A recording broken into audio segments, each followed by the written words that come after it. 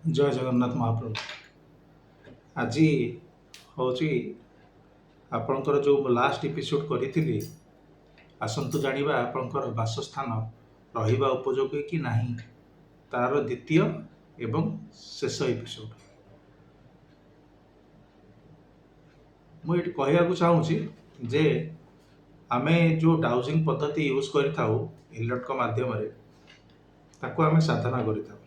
साधना कले आमे जहाँ प्रश्न पचारू सी तार उत्तर आमको जड़े देता जोटा कि मनुष्य द्वारा पाइबा किंबा मेसीन द्वारा पाइबा संभव नुह। आजिकल बहुत जो वास्तुविद मैंने कौन कर मेसीन धरिकी जाऊँ डाउजिंग करने तार किसी आगे लिमिटेशन अच्छे से एक्जाक्ट आपको फ्रिक्वेन्सी कह कि छड़ा आउ अधिक किसी कहीपर किंतु ये जहाँ को आम दैविक कृपा द्वारा पाइचु आउ मंत्र द्वारा साधना करूँ आम जहाँ पचारू से तार सठिक उत्तर दिखते कहबार कारण ही जे बहुत जगह को मुझे जाए वास्तु काम करने सेठी गृहर मालिक माने जानिकी किंबा अजाणत किसी जिनस गुप्त रखी था। आपको ये गोटे उदाहरण देवी एवं मो निकट अतीत जाइली गोटे जगह को से जगार किसी अशरीर अच्छी अवस्थान अच्छी गृह मालिक ये अशरीर द्वारा भी पीड़ित किंतु मत सी कहूना जे एठी से प्रकार असुविधा अच्छी बोली। एठी प्रोब्लेम कौन हुए ना आमे जिते वास्तु काम करने को जाऊना सबू जगार आज्ञा देवादेवी माने अच्छा सबू जगार वास्तुर 45 देवादेवी अच्छा छड़ा अन्य कौन देवादेवी भी थी पारती गृह देवता भी थी पारती सेठी कौन अशरीर अतृप्त आत्मा भी थी पारती कौन पितृस्थान पितृ माने पितृगण भी सेठी अवस्थान कर तो आमे आमर प्रोटेक्शन धरिकी शक्ति धरिकी सांगे जाऊ कहीं ना अन्यर जिते दैविक शक्ति पराशक्ति सांगे आमे जीवु कौन भाव व्यवस्थित करने तो सी आमे तो मनुष्य मात्र आगे किसी नुह आउ जदि से कोप दृष्टि आम उपर पड़ा आम बहुत असुविधार सम्मुखीन होता तेणु आम जिते जीवु आम विशेष मंत्र पाठ करके जाऊ आउ आम सांगे किसी शक्ति को लेकिन जाऊ से शक्ति फल आम निजक कवचरे आवृत करके रखी था से जगह सुरुखुरु गृह मालिकंकर काम संपन्न हुए। तो मुझे जाइली से जगार मु सब जगह आज्ञा पूजा करिया जो वास्तुरे गृह को प्रवेश करे कि जगह को प्रवेश करे से किसी पूजा करें साधारण पूजा करें कारण भोग न चढ़े कि आपंकर कौन एनर्जी फील्ड कौन देवता घेर भितर को आप जापर आगे तृप्त कलापर आप जितेबाला मु भोग कली प्रथम जितेबाला नड़ियाटी बाड़ेली से नड़ियाटी पचा बाहरला ये आप गोटे कथा कहूँ गोटे जिस मन पड़गला हठात फ्लोरे बहुत जगह पूजा कला बेलू आगे देखी नड़िया पचा बाहर बहुत लोकंर केस रे उणा अधिक यहाँ होती पूजक मैंने कहते आज्ञा नड़िया पचा बाहर मैंने बहुत भल ब्राह्मण मान क्या दोष दबा ना आज्ञा समस्ते समस्त पेट पाटण काम कर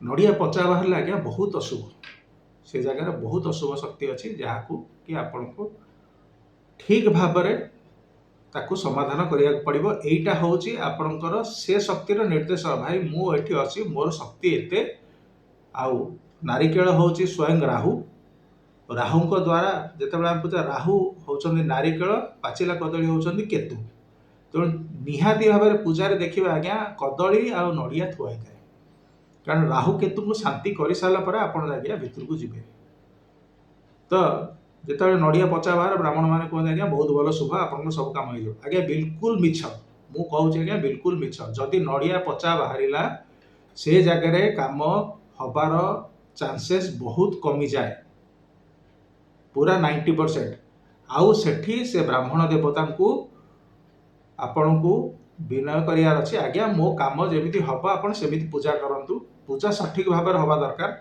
आपणकर भी श्रद्धा रहा दरकार पूजा तेबे जाइए आपणकर काम सफल हम ना नड़िया पचा बाहर आज्ञा जानी था अशुभ अशुभ अशुभ आपण ମୋ କଥାରେ ଯଦି ଯାଉନାହାନ୍ତି, ଆପଣଙ୍କ ଜୀବନରେ ଯଦି ଏମିତି କେବେ ହେଇଛି ତେବେ ଆପଣ ଦେଖିଦେବେ, ତା ସାଙ୍ଗରେ ମ୍ୟାଚ୍ କରିଦେବେ ଆପଣଙ୍କର କାମ ହେଇଛି ନା କାମ ହେଇନି। ମୋତେ ନିଶ୍ଚିତ ଭାବରେ କମେଣ୍ଟ କରିକି ଜଣେଇବେ। ଆଚ୍ଛା ହଉ, ସେ ଗୃହ ମାଲିକଙ୍କର ଯେତେବେଳେ ନଡ଼ିଆ ପଚା ବାହାରିଲା, ମୁଁ କହିଲି ଫୋପାଡ଼ି ଦିଅନ୍ତୁ। ମୁଁ ତାଙ୍କୁ କିଛି କହିଲିନି, କାରଣ ମାନସିକ ଭାବରେ ଜଣେ ପ୍ରେସରରେ ଅଛି। ଆପଣ ଆଉ ଯଦି ତାଙ୍କୁ କିଛି ନେଗେଟିଭ୍ କହିଲେ, ସେ ଆହୁରି କିଛି ନେଗେଟିଭ୍ ଆଡ଼କୁ ଯିବେ। କହିଲେ ଆଉ ନଡ଼ିଆ ଅଛି ଘରେ ନା? ହଁ, ଆଉ ଗୋଟେ ନଡ଼ିଆ ଅଛି, ମୁଁ ଆଣୁଛି। ସେ ଆଉ ଗୋଟେ ନଡ଼ିଆ ଆଣିଲେ। ଯେତେବେଳେ ନଡ଼ିଆ ଆଣିଲେ, ସେ ଭୋଗ ଥାଳି ଭିତରେ କଦଳୀ ଥୁଆ ହେଇଥିଲା, ସେଉ ଥୁଆ ହେଇଥିଲା, ଅଙ୍ଗୁର ଥୁଆ ହେଇଥିଲା କିଛି। ମୁଁ କଦଳୀ ହେରିକାକୁ ଛଡ଼େଇଦେଲି। ସେଉକୁ କାଟିଲା ବେଳକୁ ସେଉର ଫାଳେ ରହିଲା ମୋ ହାତରେ, ଆଉ ଫାଳେ ଥାଳିରେ ପଡ଼ିବା ଜାଗାରେ ଥାଳିରୁ ଛିଟକିକିନି ପଡ଼ିଲା ରାସ୍ତା ଉପରେ।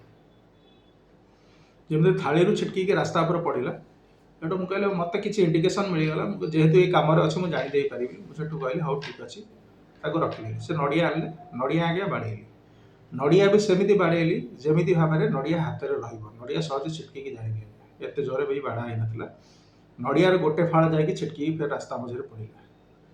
ବହୁତ ଶାନ୍ତ ଭାବରେ ପୂଜା କରିଦେଲି। ପୂଜା କରିସାରିଲା ପରେ ମୋର ପ୍ରଭୁ ଯିଏ ଅଛନ୍ତି ଏଲର୍ଟ, ତାଙ୍କୁ ଧରିକି ଛିଡ଼ା ହେଇକି ପଚାରିଲି, ଏ ଜାଗାରେ କିଏ ଅଛି ଯିଏ ନଡ଼ିଆ ମାନେ ଭୋଗ ଖାଉଛନ୍ତି ବୋଲି? ଏଲର୍ଟକୁ ପଚାରିଲି। ସେ କହିଲେ ହଁ, ଭୋଗ ଖାଉଛନ୍ତି। ଆଉ ଜଣେ କିଏ? ଏଠି ଆଉ ଜଣେ ଅଛନ୍ତି ଯିଏ ଭୋଗ ଖାଉଛନ୍ତି। ସେଠୁ ପଚାରିଲି କିଏ ଭୋଗ ଖାଉଛନ୍ତି? ଏଠି କୌଣସି ଦେବାଦେବୀ, ଯେହେତୁ ରାସ୍ତା ଉପରେ ପଡ଼ୁଛି ମାନେ ଘର ବାହାରେ କୌଣସି ଅଛନ୍ତି ଏନର୍ଜି, ଘର ଭିତରେ ନାହାନ୍ତି। ପଚାରିଲି ଯେ କିଏ ଅଛନ୍ତି ଏଠି, ମୋତେ କୁହନ୍ତୁ, କୌଣସି ଦେବାଦେବୀ ଅଛନ୍ତି? ଉତ୍ତର ଆସିଲା ନା। କୌଣସି ପିତୃଗଣ ଅଛନ୍ତି? ଉତ୍ତର ଆସିଲା ନା। କୌଣସି ଅଶରୀରୀ ଅଛନ୍ତି? ଉତ୍ତର ଆସିଲା ହଁ। ସେତେବେଳେ ସେ ଗୃହ ମାଲିକ ଚୁପ୍ ହେଇଯାଇଥିଲେ। ତାପରେ ମୁଁ କହିଲି ହଉ ଠିକ୍ ଅଛି, ଏବେ ତ ଗୃହର ବାସ୍ତୁ ଆଗେ କରିବାର ଅଛି। ମୁଁ ଗଲି ଗୃହର ବାସ୍ତୁ କଲି। ବହୁତ ଜାଗାରେ ତାଙ୍କର ତ ପ୍ରୋବ୍ଲେମ୍ ବାହାରିଲା, ସେ ତ କରେଇଲେ, ତାଙ୍କର ବାସ୍ତୁ କରେଇଲେ। ଆଉ ଯେତେବେଳେ ସେଠି ଫେରିଲି, ସେ ଗୃହ ମାଲିକଙ୍କର ମା ପୁରା ମୋତେ ବହୁତ ବିନୟ ହେଇକି ପଚାରିଲେ, ଆଜ୍ଞା କୁହନ୍ତୁ କିଏ ଅଛନ୍ତି, କ'ଣ ଅଛି? ମୁଁ କହିଲି କାହିଁକି, ଯିଏ ଅଛି ତ ସେ ଘର ବାହାରେ ଅଛି। ଆପଣଙ୍କର କ'ଣ ସମସ୍ୟା ଅଛି? ଭୋଗ ଖାଇକିନି ପଳେଇ ଯାଉଛି ସେ ତା ରାସ୍ତାରେ, ଘର ବାହାରେ ଅଛି। ନା ନାଇଁ ଆଜ୍ଞା, ସନ୍ଧ୍ୟା ହେଲେ ମୋତେ କିଏ ମାଡ଼ି ଦେଉଛି, ମୋ ମୁହଁକୁ ରାମ୍ପୁଡ଼ା କାମୁଡ଼ା କରୁଛି। ମୁଁ ସେଠୁ ଯେତେବେଳେ ଗୃହ ମାଲିକକୁ ପଚାରିଲି ଏ କଥା କ'ଣ ସତ? ସେ କହିଲେ ହଁ ଆଜ୍ଞା। ମୁଁ କହିଲି ଆଉ ମୋତେ ଏ ବିଷୟରେ କାହିଁ କହିନଥିଲେ? ଅସୁବିଧା ହେଉଛି ଆଜ୍ଞା କ'ଣ, ସିଏ ଯଦି ମୋତେ ଏ ବିଷୟରେ କହିଥାନ୍ତେ, ମୁଁ ଆଉ କିଛି ଶକ୍ତି ଧରିକି ମୋ ପାଖରେ ଯାଇଥାନ୍ତି, ଯୋଉଟାକି ମୁଁ ନିଜକୁ ସେତେ କବଚ ଦେଇପାରିଲିନି। ତଥାପି ଯାହା ହଉ, ସେ ଯେଉଁ ଅଶରୀରୀ ମାନେ ଅଛନ୍ତି ତାଙ୍କ ଦୟାରୁ ସେ ମୋତେ କୌଣସି ହାନି କରିନାହାନ୍ତି। ମୁଁ ମୋର କାମ ସମ୍ପୂର୍ଣ୍ଣ ଭାବରେ କରିକି ଆସିଲି। ତାଙ୍କ ହଁ ଅଧାରେ ରହିଗଲା। ତାଙ୍କ ମା ପଚାରିଲେ ଆଜ୍ଞା କିଏ ଅଛନ୍ତି, ମୁଁ ଜଣାନ୍ତି। ମୁଁ କହିଲି ଆପଣ ଗୋଟେ କାମ କହିବେ, ନାଁ ସବୁ କହିବେ, ଆପଣଙ୍କୁ ଯାହାକୁ ଶକ୍ ଲାଗୁଛି ଆପଣ ତାଙ୍କ ନାଁ କୁହନ୍ତୁ। ମୁଁ ତ ଜାଣିନି ଆପଣଙ୍କ ପରିବାରରେ କିଏ ଅଛନ୍ତି, କ'ଣ ଅଛନ୍ତି, ଆଉ ମୁଁ କହିଦେବି କିଏ ଅଛି ଏଠି। ମୁଁ କହିଲି ତଥାପି ଆପଣ କାହାକୁ ଶକ୍ କରୁଛନ୍ତି? ନା ଆଜ୍ଞା, ଆମର ତାଙ୍କର ଘରେ କିଏ ଗୋଟେ ଜଣେ ସୁଇସାଇଡ୍ କରିଥିଲେ, ଭାବୁଥିଲେ ସିଏ ଅଛନ୍ତି।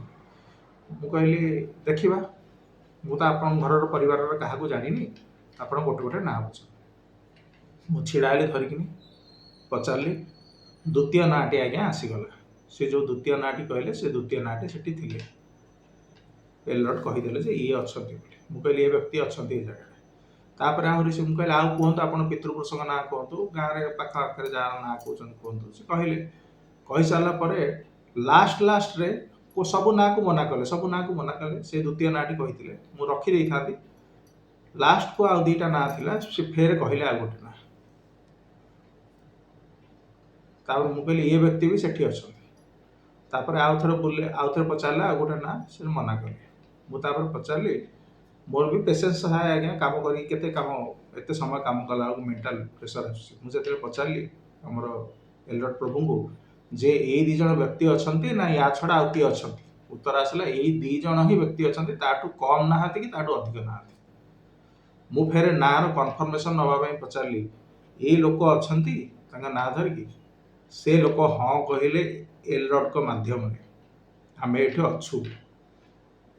ପଚାରିଲି ତାଙ୍କର ମୁକ୍ତି କ'ଣ? କହିଲି କୋଉଥିରେ ଯିବାକୁ ଚାହୁଁଛ? ସେ ତାଙ୍କର, ମୋର 4ଟା ଆଜ୍ଞା ମୁକ୍ତିର ପ୍ରଥା ଅଛି। ମୁଁ ପ୍ରେତାତ୍ମାମାନଙ୍କୁ 4ଟା ବାଟରେ ମୁକ୍ତି କରିଥାଏ। ହେଲା, ତ ଯେଉଁ ମୁକ୍ତିର ପନ୍ଥା ସେମାନେ ଚୟନ କଲେ, ସେ ମୁକ୍ତିର ପନ୍ଥା ମୁଁ ସେ ଗୃହ ମାଲିକଙ୍କୁ କହିଦେଇକି ଆସିଲି। बोध हुए सी करेंगे निकट काली तो अमावास्या काली हो पारे कि आसंता अमावास्या से क्रिया करके सी मुक्ति प्रदान करेंगे। तो मुझे कहया कथा है कौन एठी बहुत ज्योतिष माने ज्योतिष नुहति वास्तुविद मैंने जाऊँ जो मैंने मेसीन धरिकी जाऊँगी आगे मेसीन खाली फ्रिक्वेन्सी ही कहीपर से जगह कौन एनर्जी अच्छी सेठी कौन अच्छी से विषय एनर्जी किसी कहीपर से मेसीन से खाली फ्रिक्वेन्सी ही देखिए से फ्रिक्वेन्सी रू से माने कहे ये खराब अच्छी कि भल अच्छी।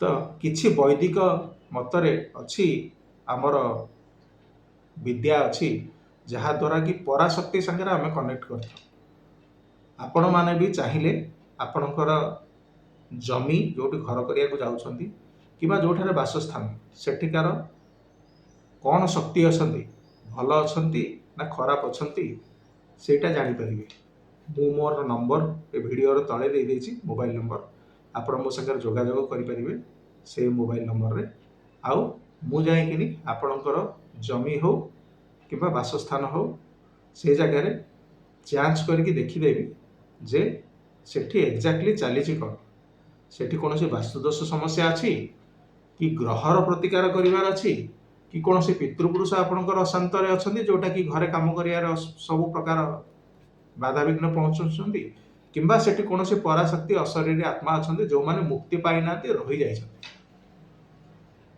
जदि कौन से पराशक्ति आत्मा थे कि गुरुजन थे पितृगुण थे तेरे हाथ जोड़िकी नमस्कार करके आमे तांकु तृप्त करके मुक्ति प्रदान करदे आमर समस्त कार्य संपादन हो रोची एतिकी आज एतिकी मत निश्चित भाव में जनइबी जदि पचा नड़िया आपंकर बाहरी काम सफल हो रोची। जय जगन्नाथ महाप्रभु।